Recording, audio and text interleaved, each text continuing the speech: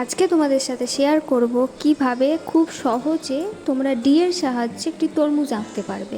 তো তাড়াতাড়ি চটপট তোমরা খাতা পেন্সিল রং নিয়ে আমার সাথে বসে পড়ো আর আমার সাথেই শুরু হয়ে যাও। তো চলো শুরু করা যাক। তো দেখো, প্রথম আমি একটা সোজা লাইন টানলাম, তারপরে আমি নিচটা অর্ধেকটা গোল করে দিলাম। তো তোমরা ডিটা যেদিকে খুশি আঁকতে পারো, তোমাদের যেদিকে সুবিধা হয় তোমরা সেদিকে করবে। তো দেখো, ফার্স্টে একটা গোল করলাম, তার উপরে আর একটা গোল করলাম। এভাবে আমি দুটো গোল করার পর তারপর আমি করে নেবো বীজগুলো।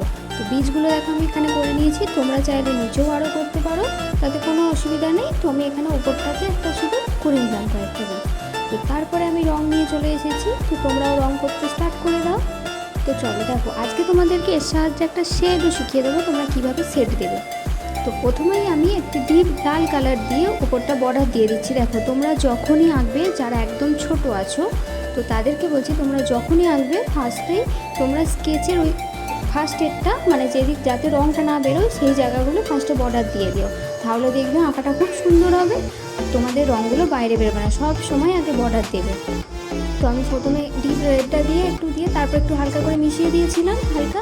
তারপরে দেখো আমি তারপরে মিডিয়াম রেডটা দিয়ে ওর সাথে মিশিয়ে পুরোটা আমি এবার কভার করে দেবো কালার দিয়ে। তো তোমরাও এইভাবে করবে, দেখবে কালারটা খুব সুন্দর হবে। তো দেখো পুরোটা এইভাবে বর্ডার দিয়ে দিয়ে আগে করবে যাতে কালারটা না বেরোয়। তো এইভাবে দেখো আমি দুটো কালার একসাথে মিশিয়ে দিলাম, আর যেখানে ফাঁকা থাকবে তো হাতে করে মিশিয়ে দেবা। যদি না পারো তোমরা রঙের সাহায্যেই করবে, কোনো অসুবিধা নেই। কিন্তু যখন আঁকবে একটু ডিপ করে কালার করবে, দেখবে খুব সুন্দর হবে আঁকাটা। তো দেখো এখানে আমি ধারগুলোতে একটু করে ডিপ সবুজ দিয়ে দিচ্ছি, ডিপ সবুজ দিয়ে বর্ডারটা টেনে দিচ্ছি। তোমাদের আগেই বলেছি তোমরা আগে বর্ডারটা টানবে।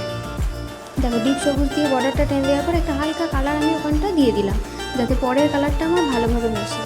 তো তারপরে আমি হালকা সবুজটা দিয়ে দেখো ডিপ সবুজের ওপরে গোল গোল করে মেশাচ্ছি। সবসময় একটা কালারের উপর আর একটা কালার যখন মেশাবে না, একটু গোল করে মেশাবে, তাহলে দেখবে দুটো কালার ভালো করে মেশে। তোমরা যদি পরপর কালারটা দাও, দেখবে মিশবে না ভালো করে। তো এইভাবে দেখো ওখানটা মিশিয়ে তারপর আমি পুরোটা সবুজ কালারটা কভার করে দেবো। তো এইভাবে দেখো তরমুজটা আমার কমপ্লিট হয়ে গেছে। তোমাদের যদি আঁকাটা ভালো লেগে থাকে তো অবশ্যই আমার চ্যানেলটিকে লাইক, সাবস্ক্রাইব অ্যান্ড কমেন্ট করো। অবশ্যই কমেন্ট করো তোমাদের যদি ভালো লেগে থাকে।